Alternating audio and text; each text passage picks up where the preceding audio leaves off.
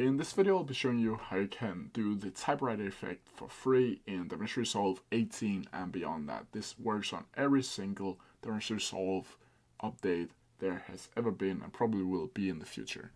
So the first thing what you need to do is go up to Effects, go down to Titles and find the Text Plus and drag it into your timeline like so. Then from here you can make the Text Plus effect as long as you want, like so. Then from here you need to select the Text Plus effect, go up to Inspector and go up and customize your text however you want.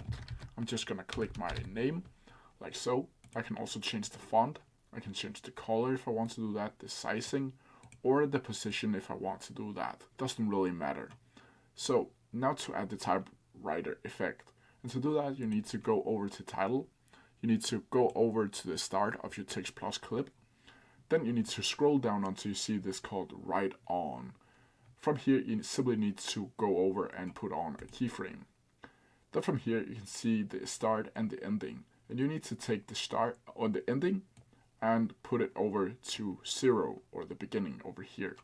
Then from here you need to select the clip, the part where you want your text to be all visible. Then from here you simply need to take the ending of this little drag icon and just put it up to 1.0 again.